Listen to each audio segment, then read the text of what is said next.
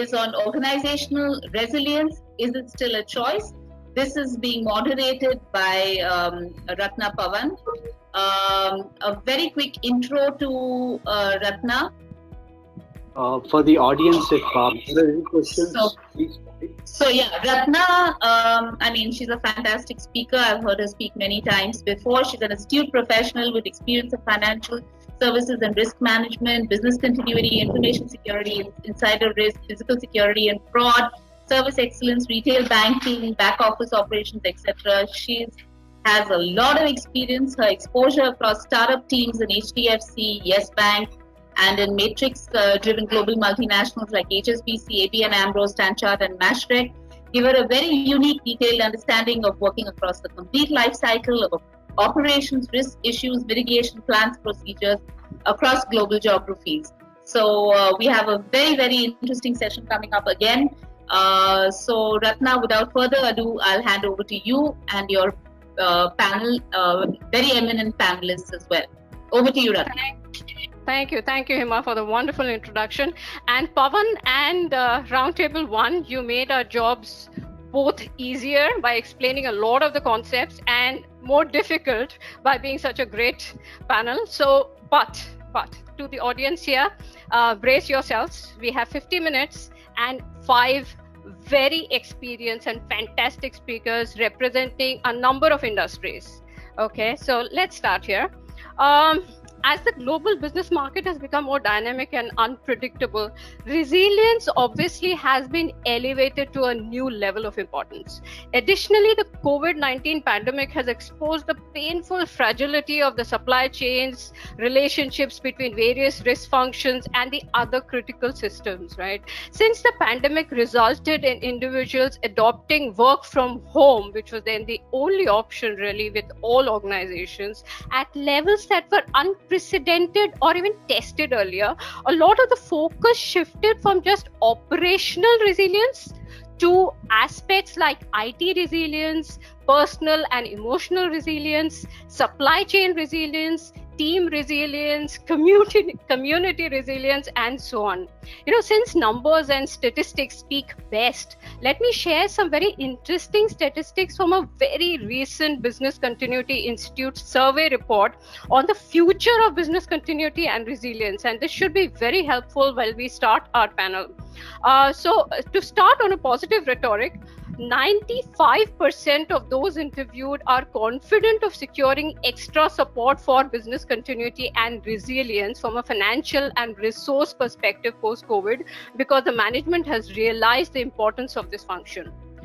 But coming and moving on to the resilience, many business continuity professionals reported greater collaboration between business continuity and other areas such as IT, HR, facilities, and the other risk functions during COVID. And more than 3/4 believe that this will continue post-COVID. Around half of them feel that there'll be also better inter-office and inter-geographic collaboration. 50% of the respondents, though, perceive a resilience leader to require exactly the same attributes as a business continuity leader. Some business continuity professionals have had their job titles changed to business resilience, but their roles have primarily remained operational and not changed in scope. And that is the essence of this whole theme of our roundtable today. Is, everybody is talking business resilience, but do we really understand what business resilience is? Right. Another recent business, BCR report, which was titled Coronavirus and a Pandemic Response, showed that less than half of the organizations, which is 47%, had in place a planning process involving all departments prior to COVID, leading to them adopted a siloed approach to planning. But this is prior to COVID. We're hoping COVID, and as panel 1 already discussed, organizations have now started seeing the merit of resilience and coming together for a joint effort and response as well. I am going to request the panelists, like I said, we have a great set of panelists, and I'm going to request the panelists to come up and introduce themselves. So in no order of seniority or preference, let me invite our panelists in to introduce themselves in a minute each. Mr. Sameer Saxena, can I request you to go first? And while you're introducing yourself, can I ask you to take another minute and introduce GSES as well, please? Sure. Thank you, Ratna. Thank you. I think it has been a roller coaster ride for the first session, and from coronavirus to communicate and whatnot. I think it was fabulous. So thank you. I'm Sameer Saxena. I manage the real estate services for Marsh and McLennan companies in India. We are based in New York and have almost 40 plus offices in the country. A hotelier when I started off, gradually moved to facilities, into real estate, handling multiple aspects of real estate, procurement, safety, security, etc. And it has been a good 25 years now that the learning continues. On the other hand, the other introduction of mine would be perhaps around my passion around GSES. So first and foremost, thank you GWFM and MidCat for inviting us to be a partner to this event. It is really nice, and it is indeed an honor to be there at the same platform. We at GSES, we really appreciate this. So GSES started way back around 5 years back with professionals who have been working in this field itself, in the field of corporate services, with the pure thought of being a welfare association which primarily focus on advisory, advocacy and expertise building in this domain. A community-based zero money platform and completely dedicated towards giving back to the domain which has given us so much.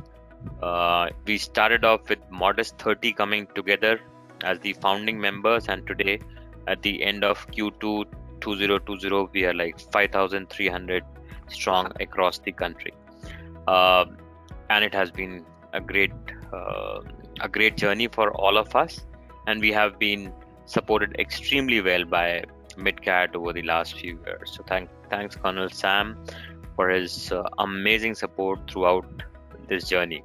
Thank you. Ratna, over to you. Thank you, Sameer. Funny, can I request you to go next, please? Sure, Ratna. Thank you. Pleasure to be part of this panel today. Thank you for having me, and thanks to all the three firms which have organized for this event, creating a platform for someone like me to share my experiences and also, most importantly, to learn from the others.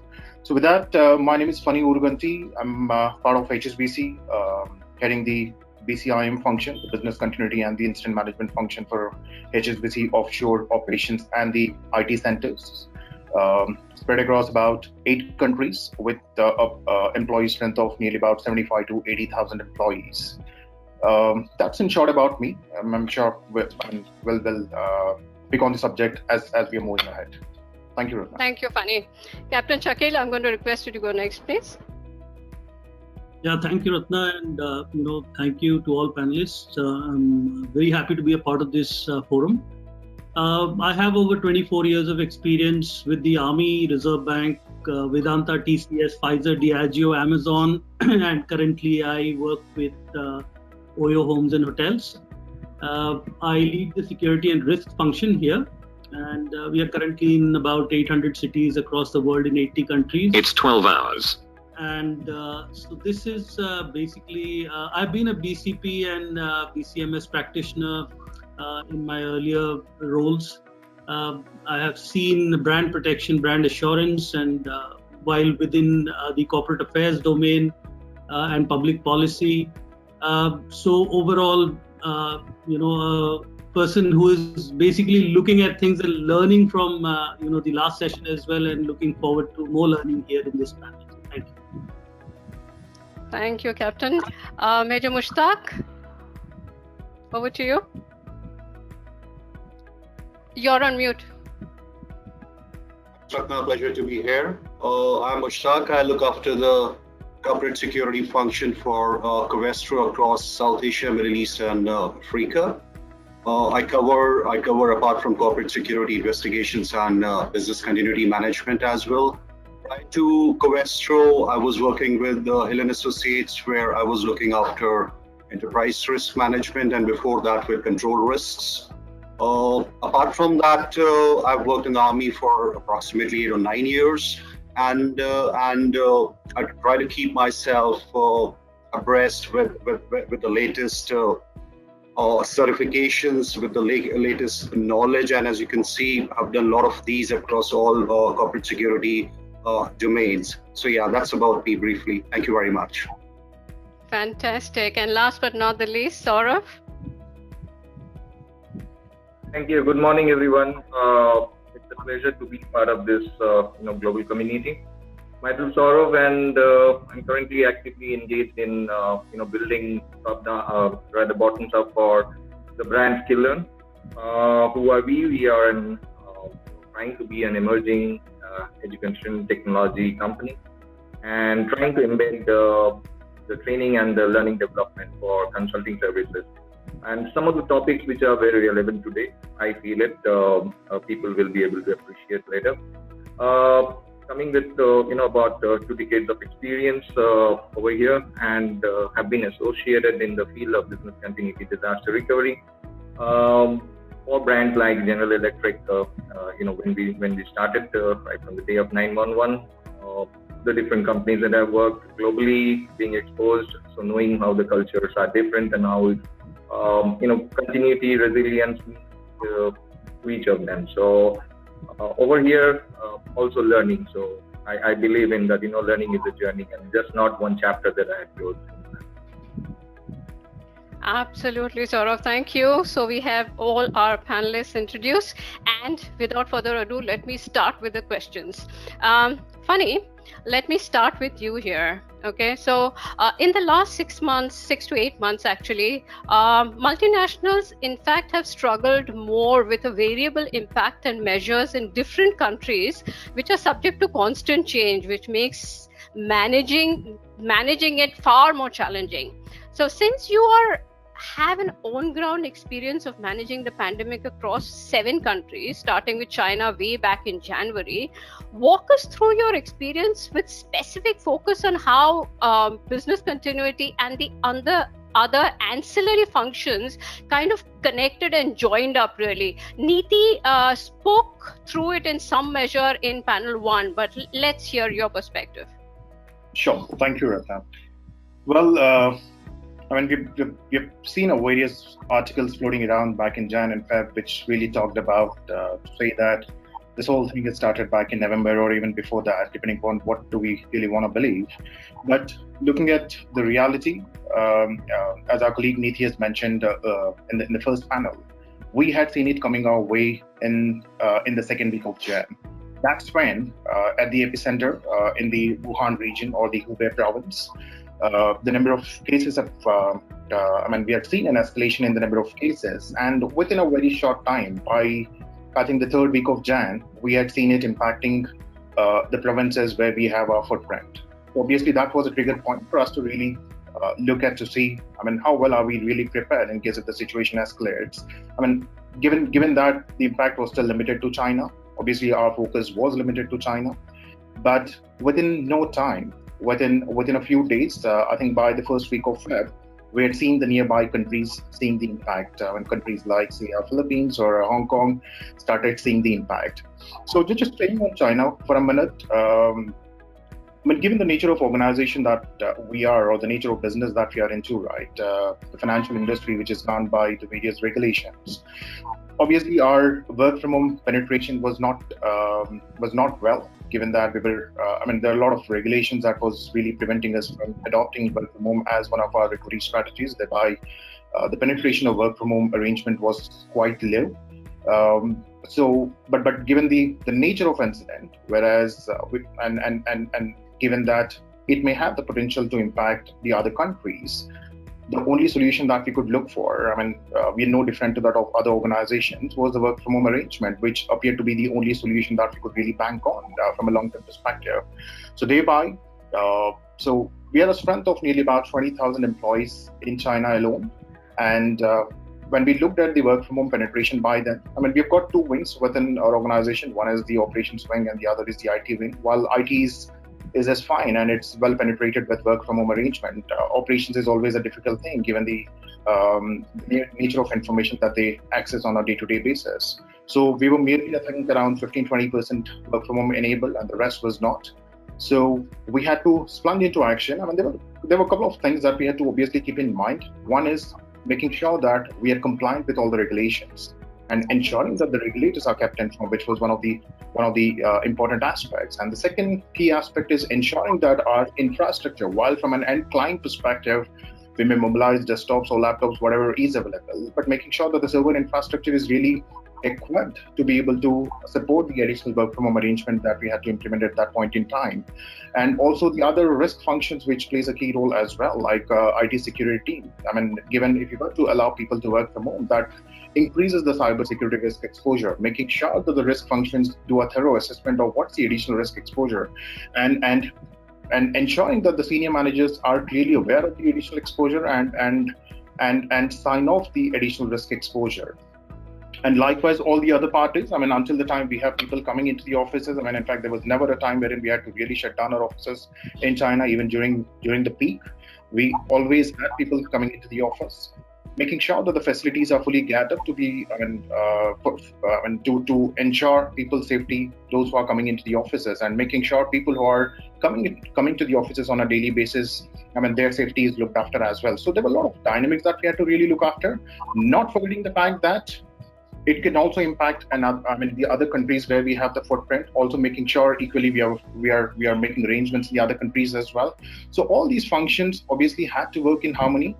Obviously, a true resilience is experienced only when these functions works in harmony. I mean, as we all know, any organization is strong as its weakest link. So making sure each and every function that needs to play a role works in harmony so that we are able to experience a true resilience. So within a couple of weeks' time, we were able to get things moving in China, and then thanks to the infrastructure stability in China, it wasn't a major task, at least on the staff personal infrastructure perspective. I mean, that wasn't a major concern because everyone had the internet connection available and the power infrastructure was quite stable. So it wasn't much of a difficult task for us to shift people from work from office into the work from home arrangement using the various equipment that's available in the office, including the desktop infrastructure. But whereas by the first week of Feb, when things started escalating in the other countries, we had to equally be prepared. I mean, it's not just the organizations that are going global these days, it's also the incidents. I mean, looking at the nature of these incidents, even the incidents are going global. So we got to be really prepared for the incident. So along with China, we have footprint in 6 other countries. So we had to equally, and each country was a different level of threat exposure. I mean, in India, as we all know, the first 3 cases that we've seen in Kerala, there was a gap of nearly, I think, 3 to 4 weeks before we saw escalation of those cases. While it was well controlled by the Kerala state government, but we had that gap, so that gave us an opportunity to be able to make sure that we are equally prepared in the other markets. I mean, after China, India is one of the biggest market. I mean, for most of the BPO industries, and we are no different. India is one of the biggest market even for us. So making sure that we are equally well prepared in India as well. So looking after the arrangements in India, making sure that we are able to increase our work from home penetration in the other countries, and at the same time, not forgetting the fact that the incident also had impact to the staff's personal life. I mean, there are people out there who've lost their dear ones.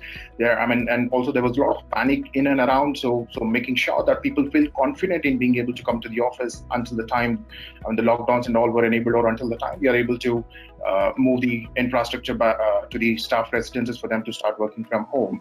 So these were all the various dynamics that we had to work on parallelly, ensuring that we are not losing focus on any of the components which become part of the overall resilience of the organization.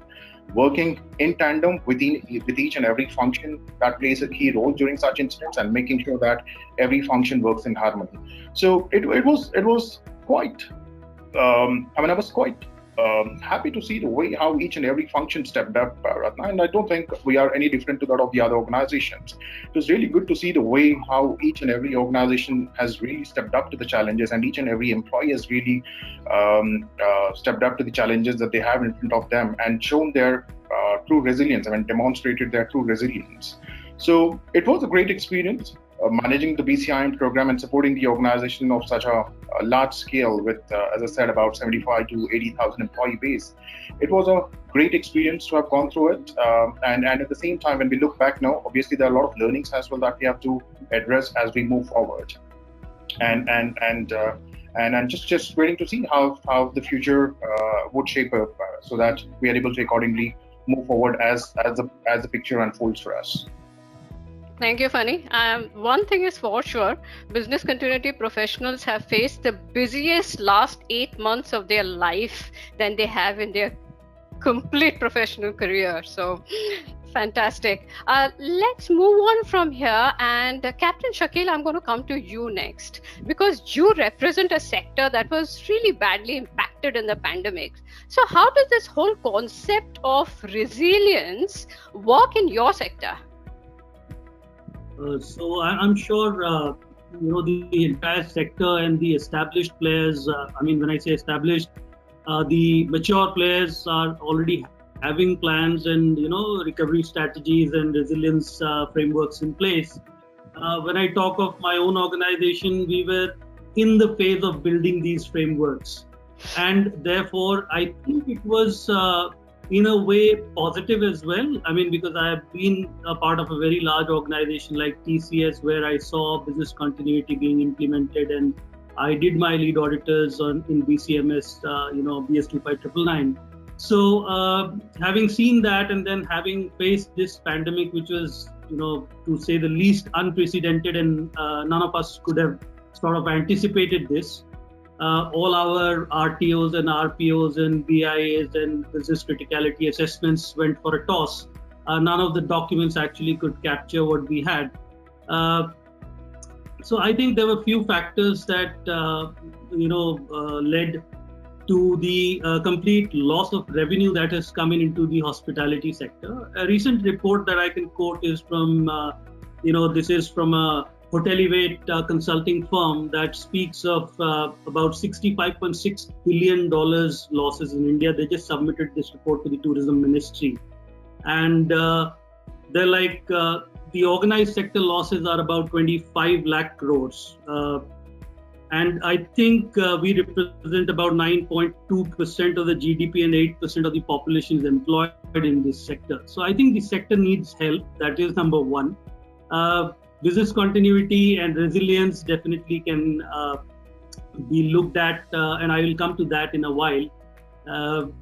So I think what the entire value chain got impacted badly, because if we compare it with another significant crisis like a 9/11, or say, let me come to a relevant example like the 2008 subprime crisis. It was the supply side that was impacted.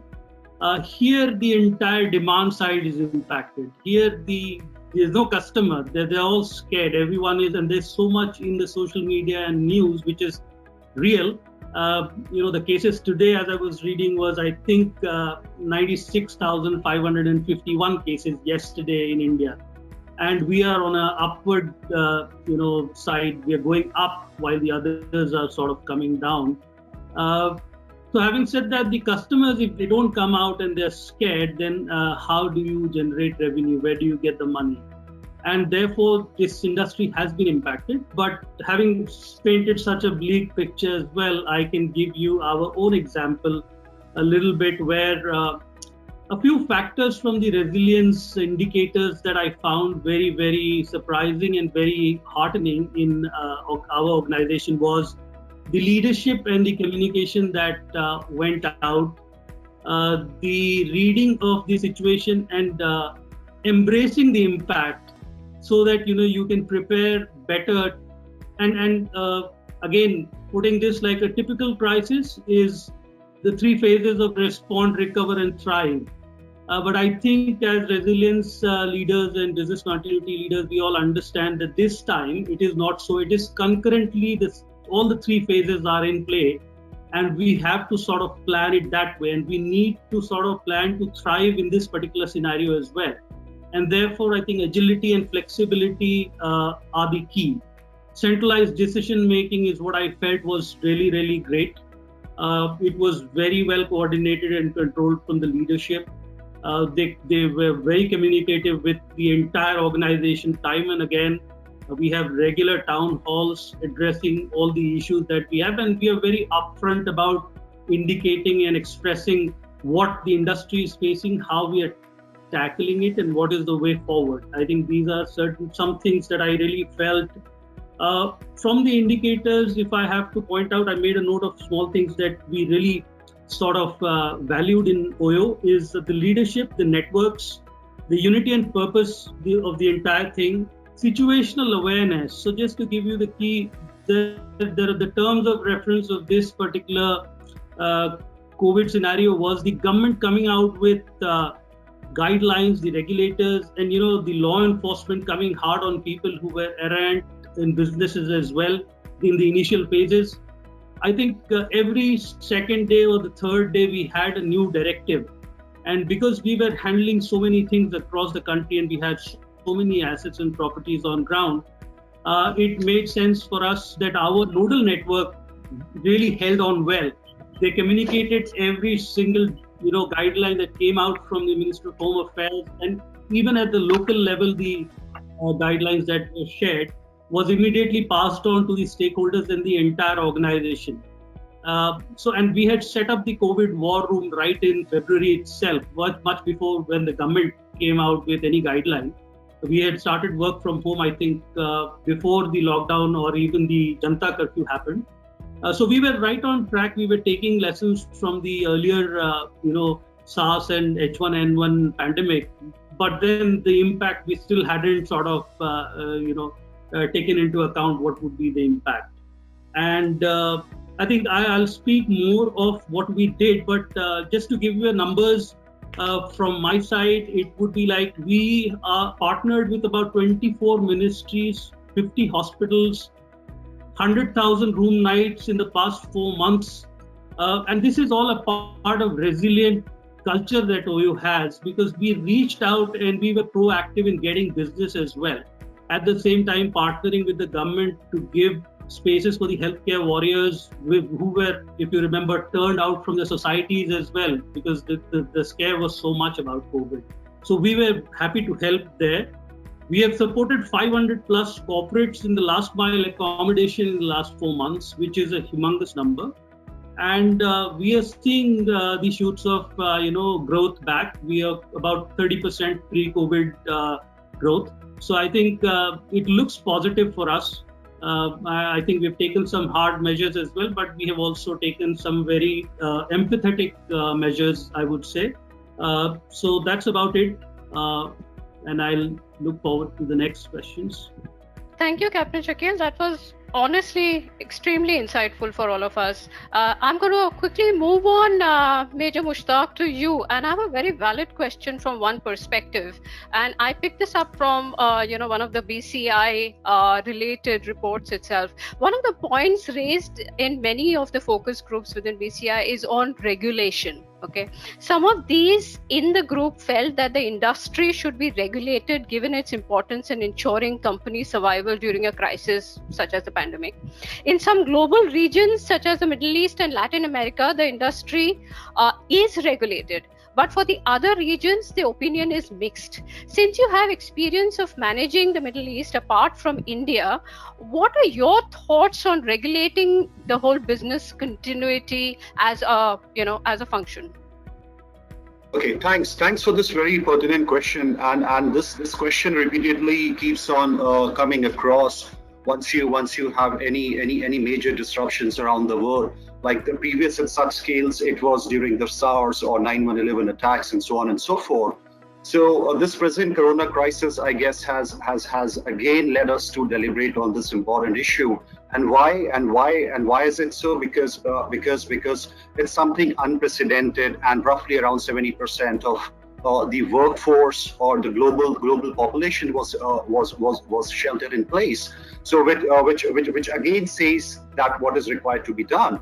Now, asking the question, why does it to be regulated? Primarily, there are two reasons why this industry should be regulated.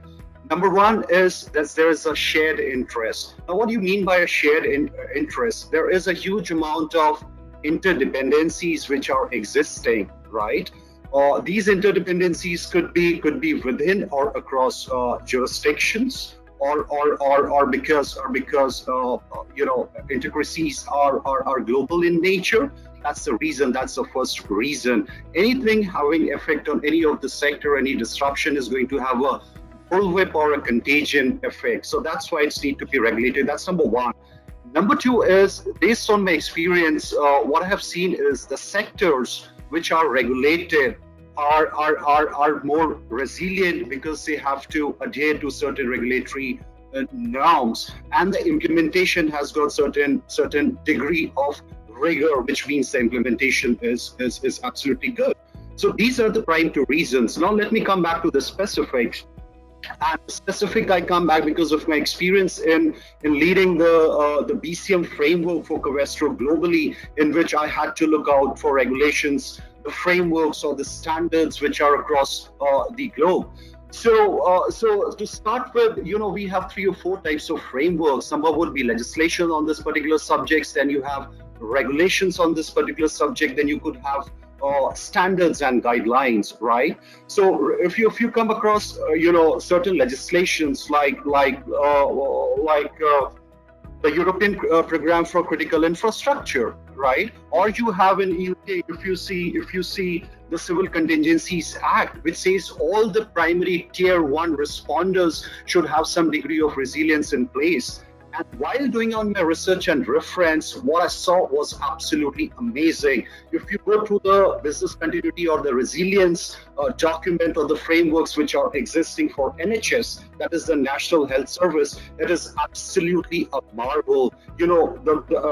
It's such a depth that each and everything is covered. Similarly, now if you see the regulations, if you see a lot of regulations across the globe, in my region, these some of these prime sectors will be the financial sector. It derives its guidelines from the Basel norms, and it is regulated by certain authorities. You see how well the BCM is functioning.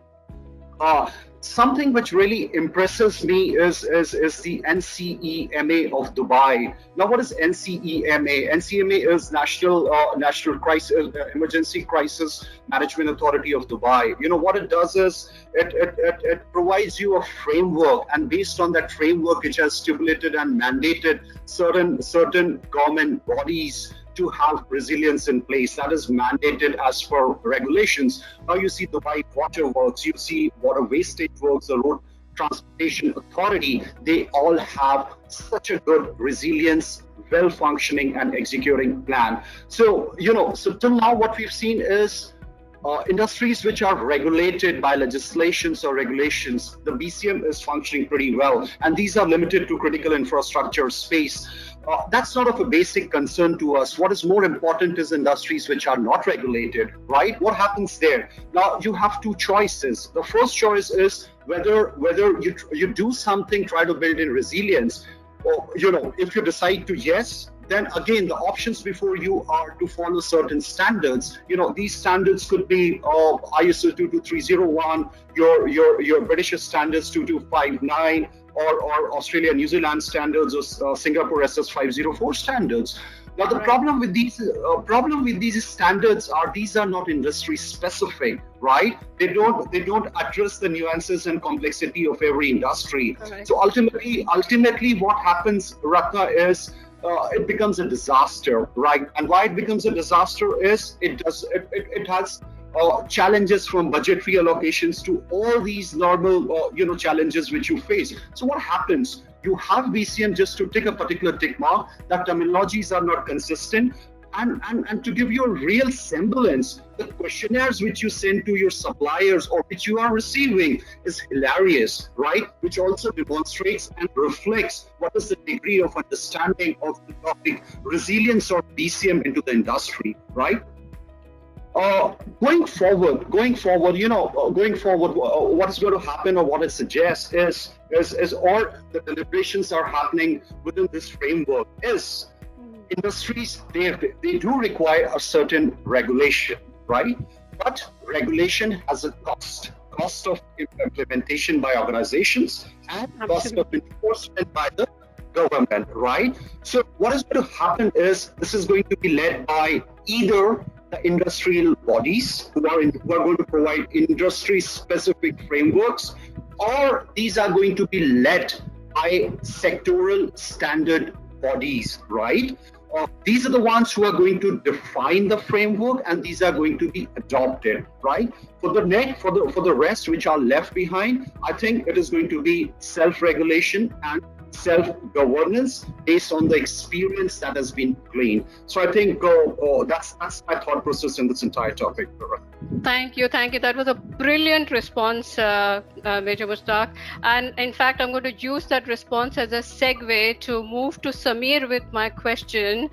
Since he represents NASSCOM and GSES here in our panel, let us talk firsthand, Samir, and walk us through your experience of seeing organizations struggle and go through the challenges in the last 8 months for a situation that nobody had really planned for or scenario tested for.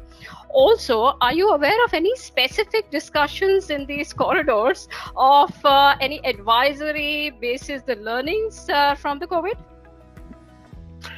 Okay, so couple of questions woven into one. Thanks, Ratna, for that. Okay, so I think the first thing that comes to my mind is confusion prevailed. Confusion prevailed with every organization who was there, and with GSES, we are blessed by the fact that we have got, I would say, maybe 20% of the organizations or the professionals who are there. They're from an organized sector, but 80% are from the unorganized sector. So I would say it's a blessing in disguise, but it's a problem also for those professionals. When we as GSES would want to help them up, it is very difficult to make them understand that they need to make the proprietors understand what BCM is. There is nothing called BCM for them. What they want to see is the money starts coming in and the labor is there on site, or perhaps the workforce is supposed to be there on site. So there was definitely a lot of issue wherein initially we in fact collated data from hundreds of organizations and published it for our members so that they can take it to their respective leadership, their respective management, their proprietors, their managing directors, to tell them that, you know what, this is what industry is doing. And we kept on updating that on almost a daily basis. So that helped them out. Yes, so I think the first thing is confusion prevailed, and structured organizations still had something to bank upon, but then the unstructured ones suffered. Primarily, if I talk of major metros, I think which is more specific to, I would say, ODCs, GICs, and the ITs organizations. I think the initial phase was, since the lockdown was there, majority of them were working on laptop, I would say. But then in GIC environment, it is very different. Majority of them who are there into SCZ spaces and STPI spaces, they just cannot move out of the space because they have CPUs. So the biggest thing was that how do you enable? So workforce enablement became the first big concern for the entire leadership. How do you ensure that you give that material? How do you give that material with the stringent norms which were there in place during the initial phase of lockdown? That was the first big challenge. But I think organizations scaled up. They did innovative stuff. They partnered with multiple organizations, made sure that thousands and lakhs of CPUs were shipped out. To be very honest, nobody even had packing material to get the CPUs out.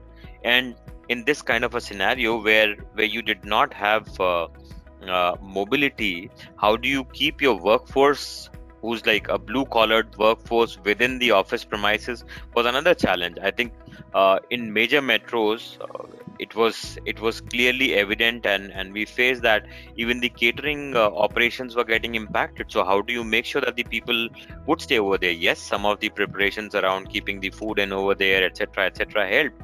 But then how many days can you expect your workforce to be eating biscuit chips, Maggies, and things like that, and surviving? Ultimately, that's not a tangible option. But then I think things changed within a week or so. majority of the things started shaping up. So the colleague enablement, which was hardly 10-20% across GICs, started going up. The productivity levels, which had suffered badly, they started going up, and to the extent that by come April, May, they were almost like 90-95% productive, or in today's context they're almost 100%, and 100% of them are there. So I think all these were the situations which we heard from multiple quarters, small organizations, large organizations, and this was consistent. I would quickly talk about the positives and the negatives which were perhaps derived. I'm sure a lot of have been spoken about, but then I think organizations started introspecting, quick adoption, flexibility, agility in the way that the delivery model was being structured. That happened. There was some good policy support, as we heard from the regulatory bodies. A lot of engagement and education related stuff started coming in to make sure that the negativity around COVID does not impact the well-being of an employee. So I think not only with the business resilience, I think organizations started focusing on health, safety, the wellness of the colleagues also who are working from home. Yes, I think we were all overstretched. Webinars were another COVID that I think all of us would realize, right? And families, the social circle, everything got impacted, and work from home, we had its own nuances, because so we do not have the ergonomic setup per se. So I think this is quickly about this. And the second part of the question, which is more specific discussions, yes, there were specific discussions around this. So NASSCOM had lobbied extensively to get this regulator to get the regulatory exemption of working from home for SECs, STPI, and the EOUs to around to mid of December. I think that has been done extensively. There was a lot of feedback which had gone in. There was a lot of leadership interaction, etc. From a GSCS standpoint, I think we were continuously engaged with all our members. In fact, we reached out to larger associations who had got a huge membership base, like ASSOCHAM, ISHRE, AIMA, IPA, FSAI, and we rolled out a document around the COVID, around the preparations that they are supposed to do, the precautions, etc. And that entire document, which was once released, there were almost 6,000 plus participants. We were there, and then it got presented through ASSOCHAM. We had made sure that almost all the relevant ministries were shared that document. We had made representations over there, and it was then percolated to the states. There have been multiple documents from a GSCS standpoint that we had to come out with, whether it is related to opening up of the offices, how do you manage employee transport operations, energy related issues, well-being related issues, even to the extent HVAC was tagged as one of the major concerns, because there have been some reports that the coronavirus could actually be through the air conditioner. So we created multiple sessions, we created some documents so that people are more aware and they figure out what is it that can be done. So I think creating awareness, communication, support, I think a lot of it happened during this time from GSCS standpoint, and through NASSCOM we were able to kind of lobby work from home in the requisite circles. So I think that's all that I would like to say. Thank you, Samir. So NASSCOM and GSCS honestly were great partners to all organizations, without whom, it would have been far more difficult for organizations to really operate in the last 8 months. So thank you for that. Saurav, I'm going to, we've heard about how the organizations really reacted and responded in the last 8 months, but you run a training program on business resilience through your EdTech platform Skillearn, right? So why don't you help demystify the term business resilience and share its basic tenets and concept that the resilience professionals today listening in can take away with them? Over to you. Okay, thank you. So I must say that, at the outset, thanks to GWFM and for this opportunity to not only bring this platform, organize and get together all the industry leaders very apt subject we have on the deck. So thank you for that. When faced with an adversity or a situation, so what do? We have a choice to either fight or flight. This is an individual choice, and it actually varies from people to people. It's all about the psyche. Can the response mechanism change if one is exposed to training? That's a question. The definitive answer to that is yes. How? It is in the same way that our armed forces, if I can say, how they prepare the soldiers to combat any enemy strikes across the range and challenges during their training process. So, the way to how they are going to react or how they are going to respond actually is being, mentally fed in to them. That's called conditioning of the mind. Similarly, the courses on organization resilience, business resilience being a part of it, helps prepare the overall response that an individual, a team, an organization or company should be taking or will take during when they are faced with a crisis situation. It helps to learn what it takes to lead from the front or being part of it during the journey of organization resilience. Skilllearn, so you talked about us. So Skilllearn brings forth this study of organization resilience through our global certification program called as CORM and CORE, Certified Organization Resilience Manager and Certified Organization Resilience Executive. We are an authorized training provider across India and I will say geos for ICOR, which is International Consortium for Organization Resilience. A global knowledge body, particularly only thinking about organization resilience. They're based out of Chicago, United States.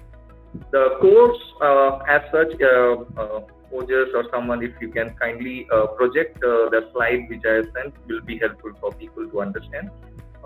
There are 25 competencies grouped across 5 clusters, and that evaluates, I think, the 5 most important tenets, what you asked for, Ratna, to be part of this organization resilience journey.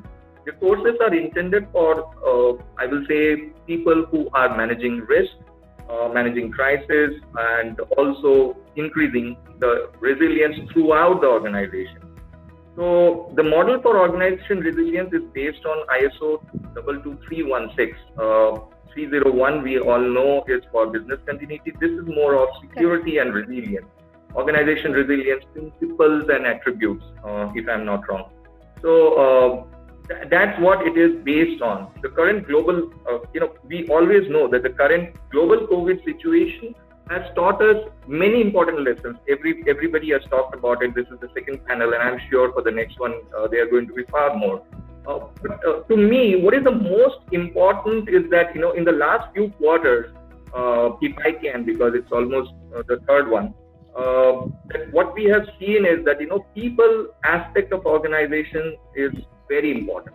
How important it is that, it has taught us that, we have the BCM plan, we have, so-called work from home solution or anything. But when you ask people, for example, to come back to normalcy, or are you ready to come back to work, that's where, the unlock phase, the hesitation which is coming along for the workforce is, and it is quite understood. I don't blame anybody. It is quite understood. You are exposed. So these are the times that, organization leadership plays the most important and the pivotal role. And I would stress that, organization behavior of the course that we are doing, I feel that's the most important to embed the leadership quality for resilient organization, number one. And number two is how the overall culture helps impact the overall organization resilience. That's what the course is all about. So there are far more, there are many more would have been helpful. For example, the infrastructure part of it, the technology part of it, the continuous journey of organization resilience. But I will say that, organization leadership and organization behavior, they are the most important part. Thank you, Saurabh. That was good. Okay, let's move to the next round, and I'm going to ask you the theme question here, and a point that, like I said at the beginning, it has always been in my mind. So here we go.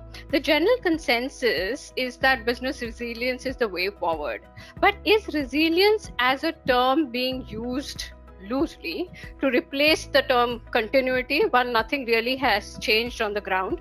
I have seen the best of organizations struggling to actually implement an effective resilience structure across their first and second lines of risk defense. What, according to you, are the key challenges that they face? And can I request each of you to kind of explain that in a minute, really? So we'll go with you, Sameer, to start.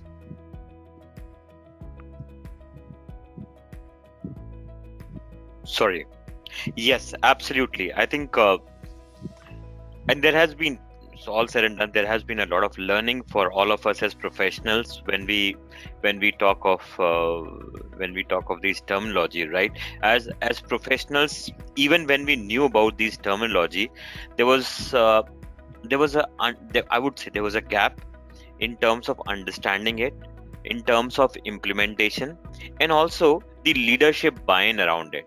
As it was being mentioned in one of the panelists or one of the discussions by some of our friends over here, that all said and done, you talk about it, but then even Puneet mentioned in the last panel that even they were doing something around pandemic and nobody was willing to kind of look at it, and even he himself did not have that kind of a conviction because this never happened, and so we never thought of it.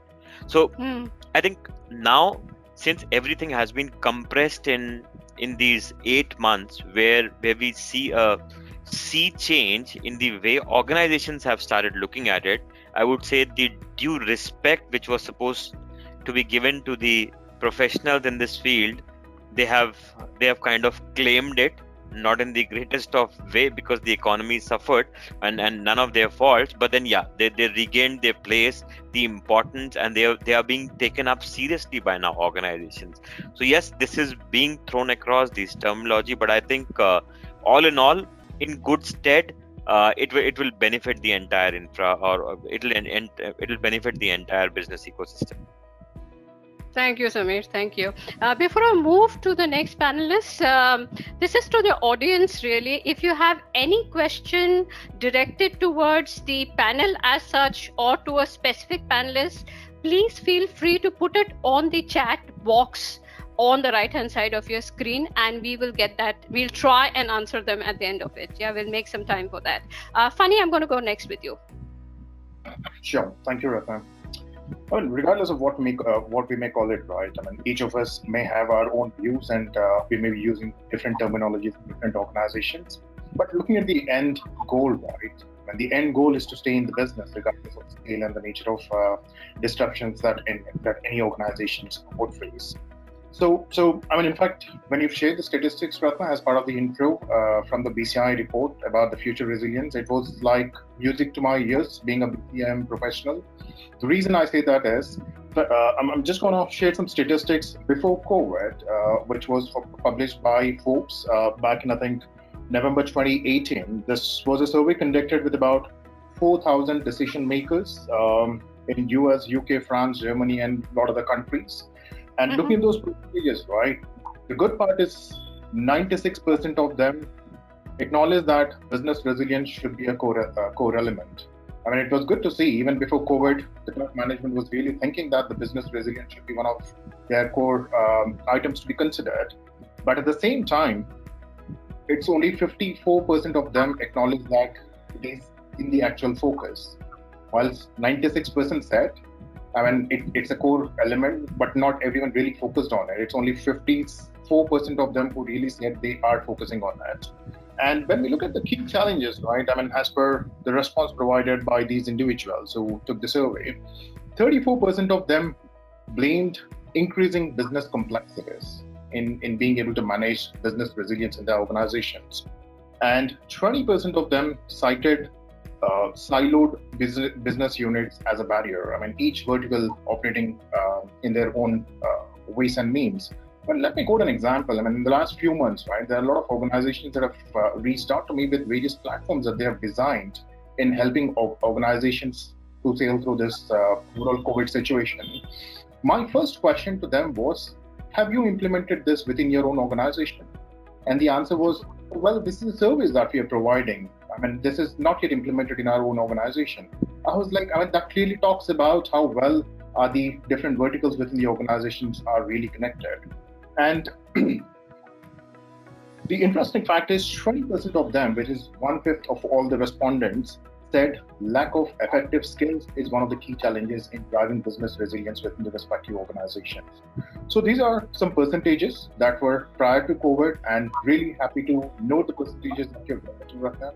It was, as I said, it was like a music to my ears being a BCIM professional. Thank you for sharing those percentages, and with that, thank you.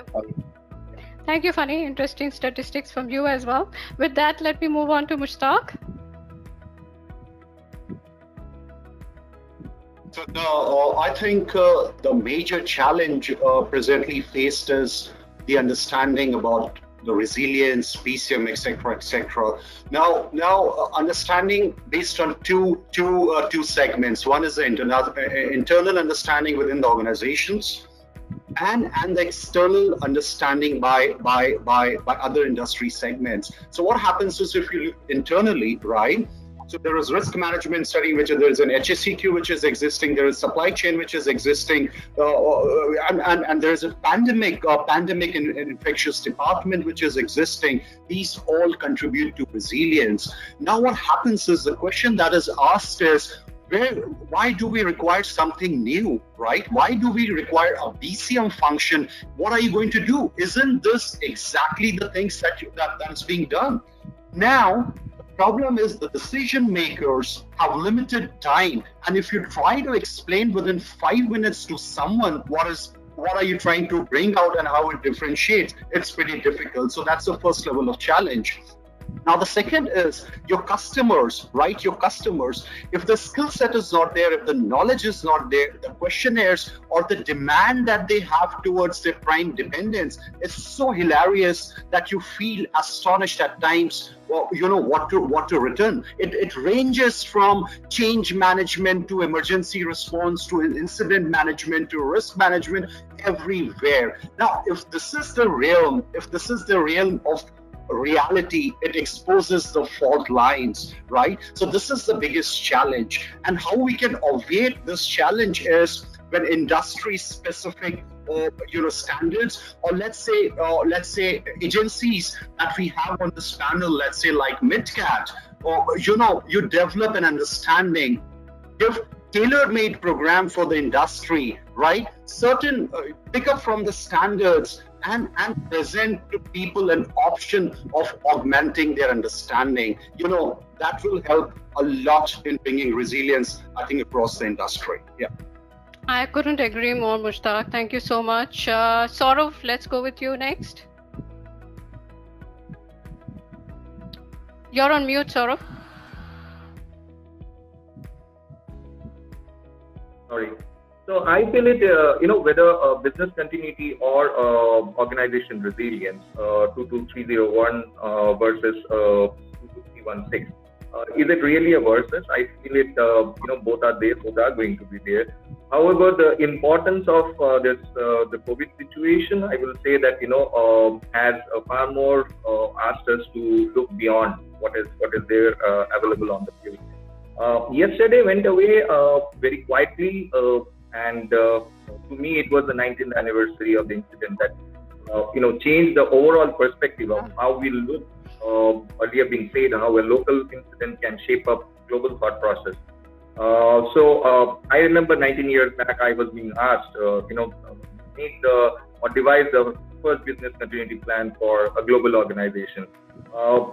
Frankly speaking, if I look back, I really wonder today how I did it then, because I did not have, or we did not have Google, the answer for all, back then in 2001. So, if we talk about resilience, now the so-called, so we made the BCM plan. So if we talk about resilience, it's like I said, it's about the culture. Let's look upon the culture in terms of, back in 1945, Japan. I can just give an example of Japan, how it picked itself up from the ashes to building a quality, a culture of quality and a leadership of the electronics market segment. So much so that they became the overall management books and principles. Then again in 2011 with the Fukushima crisis, how they came back to normalcy. Basically, it's about the culture of making or bringing things back to normal because nobody else will do for us. So that as a start point, to focus with. Coming from the focus of continuity for the BCM since 911, it was an important that every other person thought about or organization thought about that the what if situation, can this happen to us? So and ensuring the checks and balances. That's how the 22301 came in. Whereas the situation today demands for us to pause, take a pause, think, and then move towards how the steps of resilience is going to be. Cohesive effort, if I can say, to think and check on the progress across the board is what is needed, and looking beyond the conventional way of people, process, and technology. I think is the most important thing. Perfect, Saurabh. I think you summarized that well. Captain Shakil? Yes. So if I move out today and go to a market in Gurgaon, I would think everything is normal like pre-COVID times. I don't even see people wearing masks in the market. I think we are moving towards normalcy at a much faster pace than we actually think. Most of us, basically 2-3% of us, if I'm talking of India, possibly are stuck in our apartments and we are not moving out and we are very scared and we are not letting our children go out and stuff like that. We are back to 30% pre-COVID levels of growth. That says a lot. If the government would not have put a lockdown, I wonder what would have happened and how would we have dealt with the situation with the humongous amount of awareness and communication about the coronavirus and the precautions that were given out by the WHO, the local administration, the district administration, the government, everybody. But if the lockdown wouldn't have happened, what would have happened? Is something that I would like to think, and I'm sort of still trying to wrap my head around it. Having said that, I think none of the other crisis events or incidents or the dangers and risks are going away anywhere. In fact, they are increasing because of the economy and the number of unemployed people around us. We are existing in a very, very, very vulnerable ecosystem right now. People have lost jobs in crores. I think organizational resilience is here to stay. It was never a choice earlier as well. It was there, but then the recognition really deserved wasn't given. Having said that, I think there is newfound respect for people and professionals who are working in this space. It will continue for a while. Personally, I think that human memory is very, very short, public memory especially, and we will go back to things, again asking for a seat at the table. And it has happened since 9/11, 26/11 and stuff like that. I think that all. But yes, there will be streamlining and rethinking of how we look at things now in terms of a massive jolt that this has given us. So organizationally, I think people will be more resilient, and it has made everyone actually a BCM sort of a practitioner. Though even though the SMEs are needed, people like us and everyone on the panels are needed to guide the top management, because they have more pressing things on their minds. They need to work the balance sheets, and that's the key for business. So that's my view on this. I think. Thank you so much, Captain, and thank you all the panelists here. I'd just like to end with one statement, something that I had read a while back, that as austerity was to the 2008 financial crisis, resilience will be to the COVID-19 post-crisis. So we don't have a choice but to adopt resilience. Finally, I'm going to end on all our behalf by thanking GWFM and MidCat for bringing us to this platform.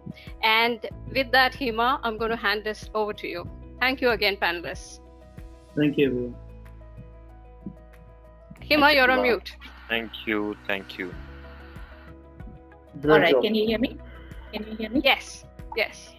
Yeah, thank you. Wow, what a great session, and very well said, Ratna. Resilience is the key word now.